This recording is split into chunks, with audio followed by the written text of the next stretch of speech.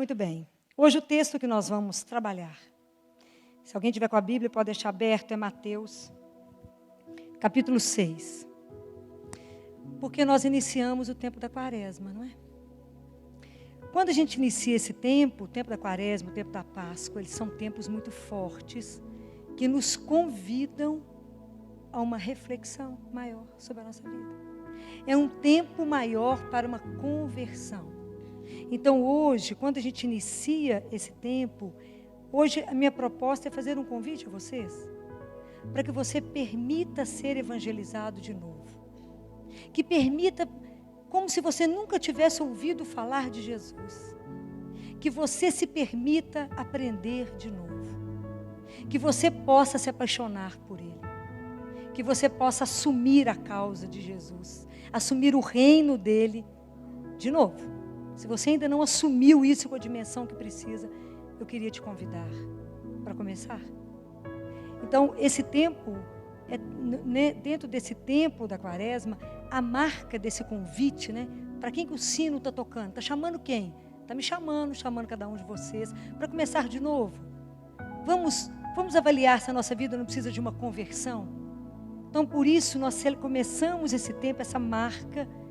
Durante esse período da quaresma, nós temos uma simbologia que é a quarta-feira de cinzas. Quarta-feira de cinzas, nós recebemos cinzas, foi feita uma cruz na nossa testa e foi dito: convertei-vos e crede no Evangelho. De onde que vem essas cinzas da quarta-feira de cinzas?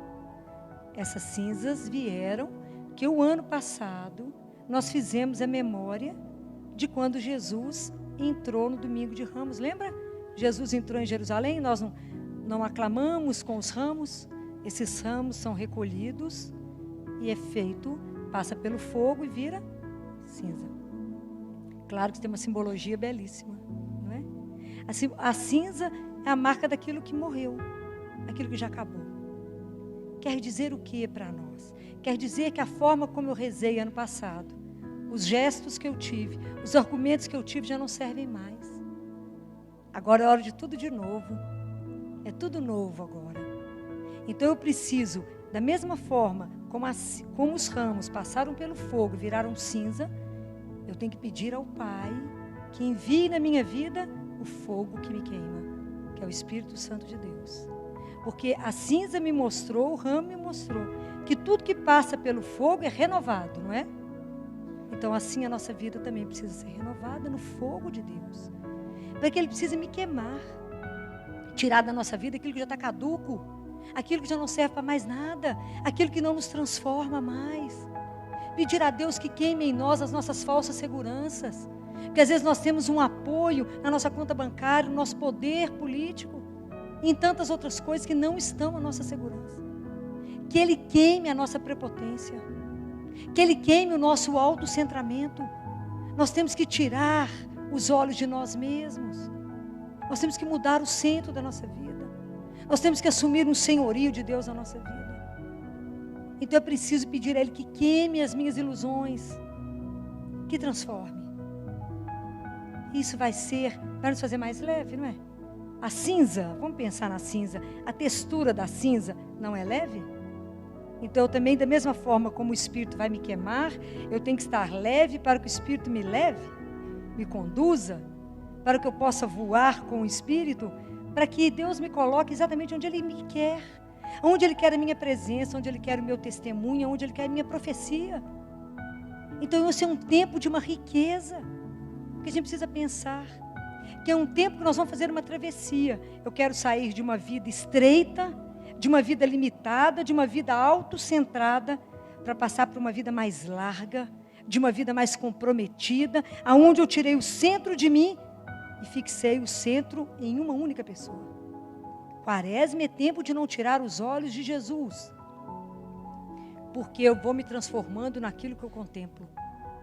E eu preciso não tirar os olhos dele, para que eu possa ser impregnada pelo jeito de ser e de viver de Jesus, para que eu possa abrir espaço dentro do meu coração para Ele e para vocês, irmãos. Senão não vai. Porque eu preciso alargar, eu preciso ser transformada, para que as 4 dimensões básicas da vida do ser humano sejam transformadas em nós. Lembra quais são as 4 dimensões do ser humano? A relação consigo mesma, a relação com o irmão, a relação com a criação e a relação com Deus. Quando a Organização Mundial de Saúde define saúde, ela define como um bem-estar físico, mental e espiritual. Para a gente poder definir alguém com saúde, do ponto de vista espiritual, ela tem que ter um equilíbrio na relação com ela mesma, com o outro, com a criação e com Deus. Quantas doenças só aí nós encontramos? Muitas. Então nós precisamos desse equilíbrio, né? Então, esse período é um período que tem algumas práticas quaresmais que vão nos ajudando. E as práticas quaresmais, que nós somos convidados, é jejum, a esmola e a oração. Então, vamos aprender o que Jesus fala de quando a gente faz jejum. Está lá no capítulo 6 de Mateus, no versículo 16. Jesus diz assim: quando jejuardes, não tomeis um ar sombrio como fazem os hipócritas, pois eles desfiguram o seu rosto para que seu jejum seja percebido pelos homens. Em verdade vos digo, já receberam sua recompensa. Tu, porém, quando jejuares, unge tua cabeça e lava teu rosto, para que os homens não percebam que estás jejuando, mas apenas teu Pai que está lá no segredo, e teu Pai que vê no segredo, te recompensará. Palavra da salvação. Jejum, gente, não é se abster de beber, de comer uma carne, de deixar alguma coisa que você gosta. Isto não é jejum. Isso é penitência vazia. Porque se o seu jejum não tiver como alvo o seu irmão, você está perdendo tempo. Hoje alguém me disse: doutora Filó, parei de comer carne na quaresma. Falei: isso vai chegar em Deus como? Qual a vantagem que Deus está tirando de você ficar sem carne? Nenhuma, meu bem. Nenhuma. Se você não converter tudo que você comeria em carne, dinheiro, e dar para alguém, ou dar a carne para o seu irmão, eu te afirmo, você está na penitência vazia. Nós temos que sair dos ritos vazios. Vou ficar sem beber, que bom, para você desintoxica um pouco. Vou parar de fumar, que maravilha, seu pulmão vai te agradecer. Isso não chega em Deus. Olha o que Deus Pai fala em Isaías capítulo 58. Olha o que Deus Pai fala sobre jejum. Ele fala: será por acaso o jejum que eu escolhi é um dia para que o homem se mortifique? Por acaso será ele inclinar a cabeça como um junco e fazer uma cama sobre pano de saco em cinza? É isso que você chama de jejum? E um dia agradável a Deus? Quem pergunta isso é ele. Você acha que é isso que vai agradar ao Senhor? Ele diz: por acaso não consiste nisso o jejum que eu escolhi? Em romper os grilhões da iniquidade, em soltar as ataduras do jugo, e pôr em liberdade os oprimidos, e despedaçar todo o jugo? Não consiste em repartir o teu pão com o faminto, em recolheres em tua casa os pobres desabrigados, em vestires aqueles que vês nu, e não te esconderes daquele que é tua carne?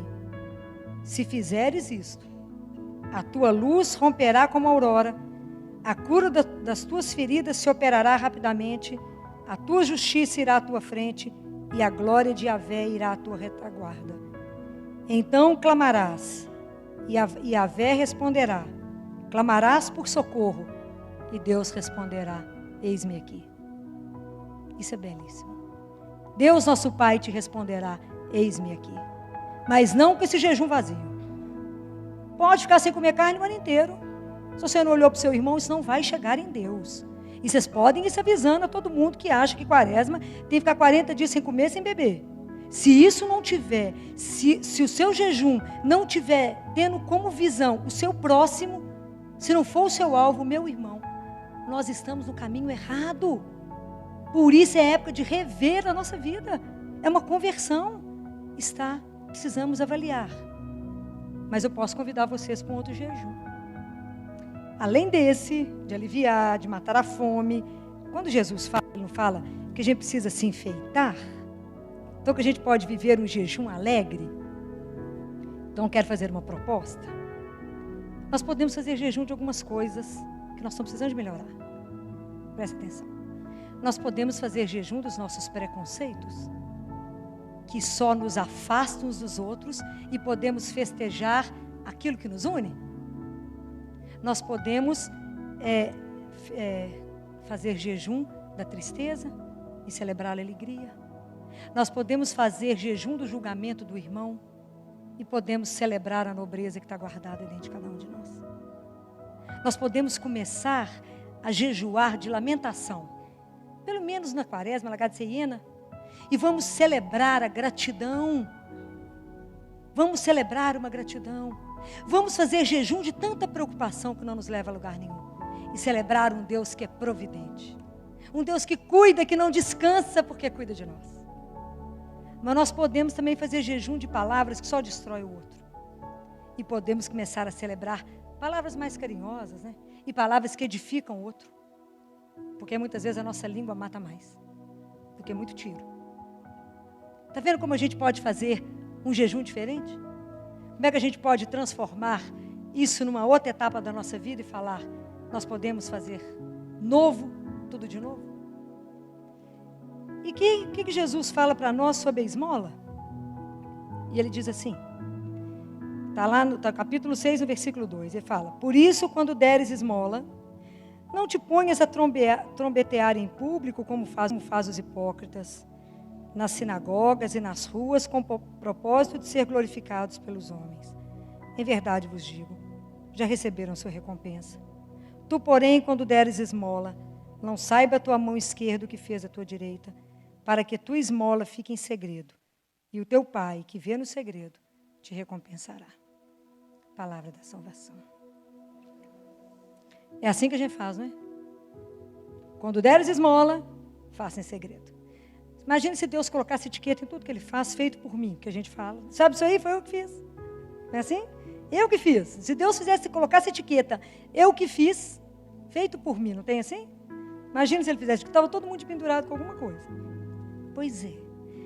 O que é dar esmola? Não é dar o que te sobra. Não é dar o seu resto. Não é abrir a bolsa, gente. É abrir o coração. É estar atento para o seu irmão. Para a necessidade do seu irmão. É ter o cuidado de ver o que o irmão precisa. Mas ter também a delicadeza de perguntar o que você precisa. Tem coisas que são óbvias. Mas tem coisas que a gente precisa perguntar para o outro. Jesus, quando encontrava com alguém, às vezes um cego, ele perguntava, o que queres que eu te faça? Deus, que era todo poderoso, tinha essa delicadeza de perguntar, o que queres que eu te faça? Então, na verdade, a esmola é fazer da sua vida uma oferta. É a gente aprender que a nossa vida tem que ser uma oferta todo dia para Deus e para os irmãos. Só para isso que vale ser consumido no amor. É ter uma vida comprometida com o amor. Senão não tem sentido, a nossa esmola é vazia. É a oferta da sua vida. Não é abrir a bolsa e dar um trocado para alguém. Isso é nada. É se envolver com o sofrimento do outro, se envolver com a dor do outro. Isso sim é a esmola que Deus quer de nós. Não é dar trocado na rua, não. A história é um pouquinho mais profunda do que a gente está querendo ver, porque isso nos facilita muito a vida e eu não preciso me comprometer com o outro. Mas hoje o convite que eu tenho para todos nós, a partir de mim, é se comprometer mais com o reino. E se comprometer com o reino implica comprometer com os irmãos. Mas é de verdade. É ter uma vida onde as pessoas possam ler esse amor. É ter uma vida baseada num amor desinteressado. Um amor que seja gratuito. Sabe qual que é a maior dificuldade das meninas de rua? Que as freiras me contaram. Qual é a maior dificuldade quando a gente recolhe essas pessoas? Porque elas não acreditam no amor desinteressado. Nunca sentiram o amor de Deus. Até pelas mães foram abusadas. Coisa que a gente acha que não existe. Então elas não acreditam, então elas falam com as freiras assim, por que você está me ajudando? Por amor. Elas falam, mas vai vir alguma coisa, né? Daqui a pouquinho vocês vão me cobrar alguma coisa. Não vamos, mas porque nós queremos ver você feliz, queremos ajudar você a entrar no caminho. Não existe isso. Vai ter uma cobrança depois. Então ensinar para as pessoas, às vezes, a única Bíblia que a pessoa vai ler é a sua vida. Às vezes a única forma da pessoa conhecer o amor de Deus é através da sua atitude com ela. Não perca a chance. Não perca a chance de mostrar um Deus que é de uma bondade conosco. Se Ele é tão misericordioso, tão bom, nos ama dessa forma, o outro tem que conhecer. Aquilo que não conheceu, nós temos a obrigação de revelar. Temos a obrigação de mostrar que isso pode salvar tanta gente. Saber que é amado incondicionalmente.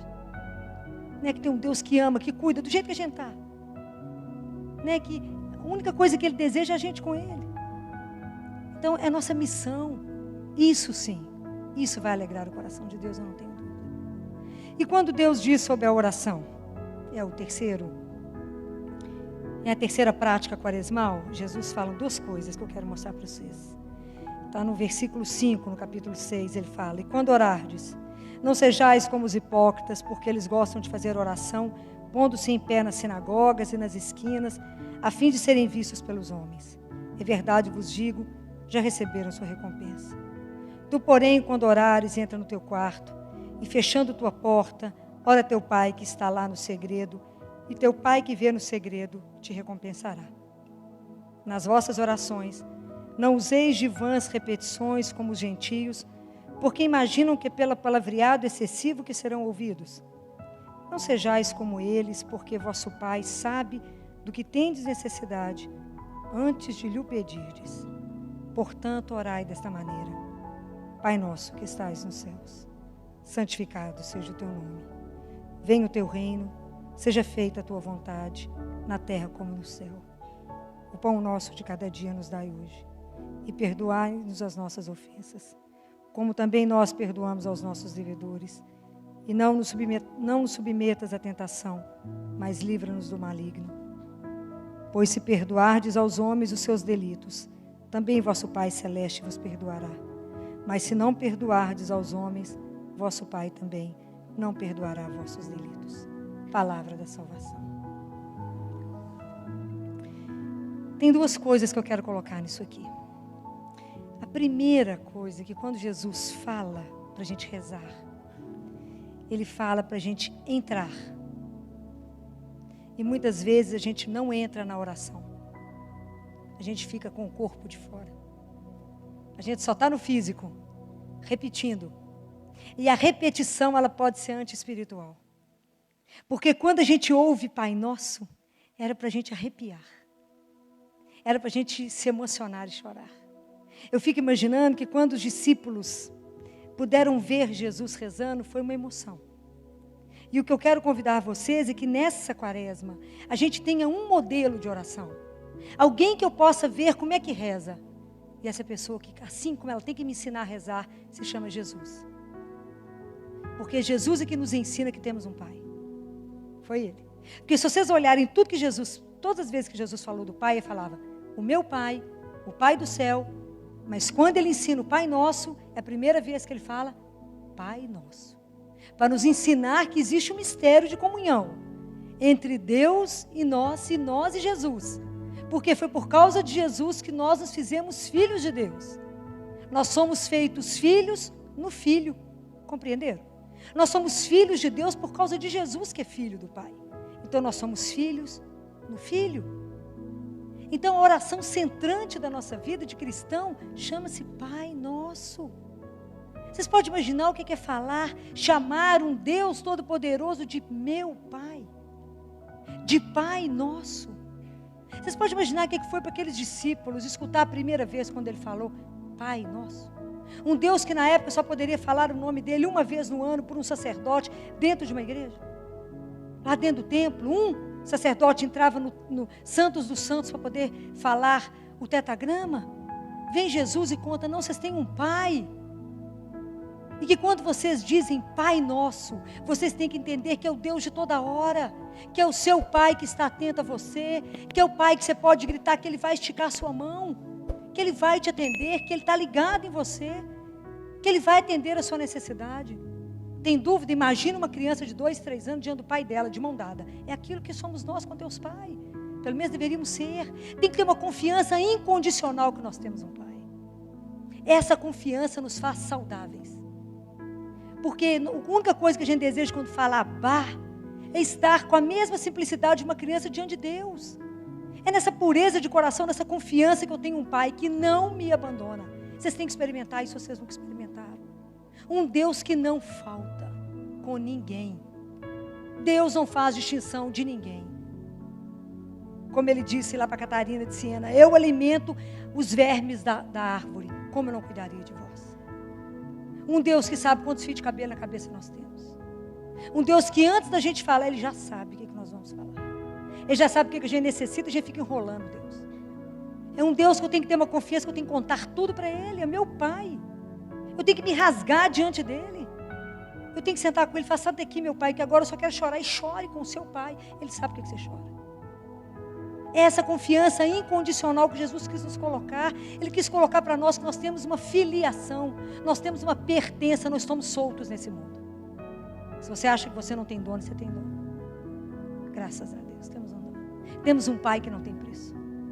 Então que a gente não tenha medo de viver essa relação com Deus.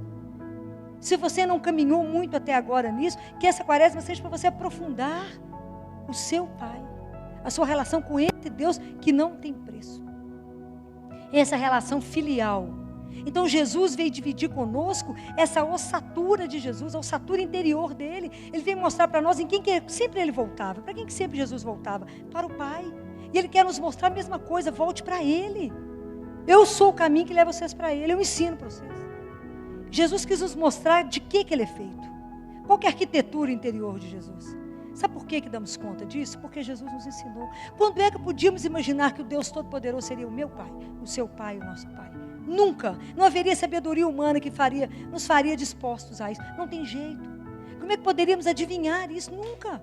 Como é que poderíamos nos atrever a chamar Deus de Pai?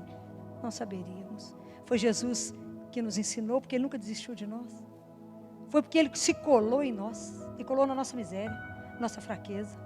Ele se colou. Ele sabe que se Ele não colasse em nós, se Ele não corresse atrás de nós, se Ele não nos carregasse, a gente não aprenderia isso. É porque Ele insiste em nos ensinar que nós temos um Pai. E é tão lindo ver São Cipriano falar, né? São Cipriano diz que quando eu rezo Pai Nosso, eu não falo Pai meu que está no céu. Nem falo, dá-me o pão de hoje, meu Pai. E eu nem falo, perdoa a minha ofensa. Eu rezo Pai Nosso.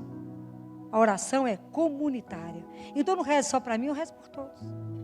Para a gente entendendo que nós somos irmãos. Se nós temos o mesmo Pai, nós somos irmãos. Isso tem que acontecer dentro de nós.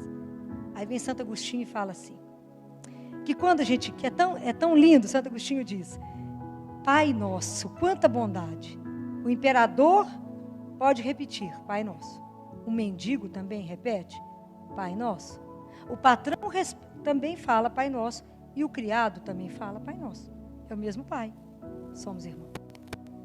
Aí vem Charles Peguy e diz que nós não podemos nos salvar sozinhos. Que nós não podemos chegar no paraíso sozinhos. Que nós temos que preocupar uns com os outros. Que nós temos que nos doar uns para os outros. Porque nós temos que nos apresentar no paraíso juntos. O espetáculo. Nós temos que nos apresentar lá no paraíso juntos. Vocês já imaginaram? Ele pergunta, o que Deus poderá dizer se a gente chegar sozinho? Então, na verdade, Jesus não veio nos dar um saber. Jesus veio nos dar um sabor de Deus. Jesus veio nos dar um saborear Deus. Porque ter um Pai como esse é poder saborear. É porque a gente ainda não entendeu o que significa isso. Poder gritar a qualquer hora, pode me clamar e eu responderei, eis-me aqui. Por que você está tão perturbado? Eu estou aqui. Prestem atenção, porque às vezes a nossa oração já está sem força, a gente está tão sofrido, está tão arrasado, que a gente não tem força para rezar, mas a consciência de uma presença te sustenta e te põe de pé. É essa fé viva que vocês têm que ter, porque antes, muito antes, de tudo, de São Cipriano até Charles Peguy, antes disso ser aplicado a qualquer um de nós, isso foi aplicado primeiro a Jesus. Porque Jesus foi aquele que primeiro não quis se salvar sozinho. O que está escrito na carta dos Romanos, no capítulo 8, se não me engano, versículo 29? Ele quis ser o primogênito de muitos irmãos. Ele é o primeiro de todos. Ele não quis a glória só para ele. Não, ele vai nos levar. Delícia vai ser isso. Então, antes de qualquer coisa, Jesus fez isso por nós. Ele quis ser o primeiro, para poder nos ajudar aí no caminho. Porque, na verdade, o que Jesus quer? Jesus quer que a gente pegue a nossa experiência comum, a nossa vida comum. seja da nossa vida ferida, das nossas dores, do nosso sofrimento. Para que a gente passe a viver uma experiência de Deus como companheiro. Isso está lá na carta aos Hebreus. A gente se torna companheiro de Deus quando a gente é batizado. A gente não é militante de Deus, não, gente. Nem servo, não. Nós somos companheiros de Deus, somos irmãos. Jesus nos dá essa filiação. Todos aqueles que creem em Deus, que acreditarem nele, Ele dá o direito de ser filho de Deus. Está lá na carta, está lá em João. Então, Jesus quer que a gente aprenda a ser companheiro, a entender que temos Ele como companheiro. Ele quer caminhar conosco, assim como Ele caminhou com os discípulos de Emaús, que convidaram Ele e falaram: fica conosco, Senhor, porque já está tarde e a noite já vem. Então, quantos de nós hoje aqui dentro estamos vivendo noites difíceis? Momentos da vida que estão escuros. Eu te digo, não tenha medo. Chama Jesus para poder ficar com você. Peça a Ele que te dê a graça da presença dEle. Peça a Ele que te faça entender que Ele é um companheiro de caminhada. E que muitas vezes a única coisa que a gente precisa de sentir é a mão. E que se a noite está escura, não tem importância, Ele é a luz. Se eu não sei o caminho, não tem importância. Ele é o caminho. E que a gente não tenha medo de ser conduzido por Ele, independente do que vocês estiverem vivendo. Por mais difícil que seja o momento. Mesmo que o momento seja de morte. Ele é a ressurreição. Então, que a gente possa viver isso na quaresma. Que a gente possa entender essas coisas, né? Que Ele possa ser nosso companheiro. Eu quero terminar com vocês, terminando com uma oração. Para que Deus nos dê a graça e a força de assumirmos nessa quaresma o Evangelho, assumirmos Jesus como nosso amor e Senhor, para que a gente possa assumir o reino dEle como nosso grande projeto. Está escrito que, eu não tenho certeza, é a carta aos Hebreus, mas que a gente deve brilhar como astros no mundo. Mas para que nós, como cristãos, possamos brilhar, nós já temos que antes ter sido transformados por Ele. Porque o reino não vem de fora, ele vem de dentro. Eu tenho que ter sido transformada, eu tenho que ter sido modificada, purificada, para que onde a gente passar, a gente seja testemunha desse Deus vivo. Que Ele nos dê essa graça, né? Que a gente chegue nessa Páscoa de um jeito novo. Senhor, por vezes a nossa oração é apenas a necessidade da Tua mão.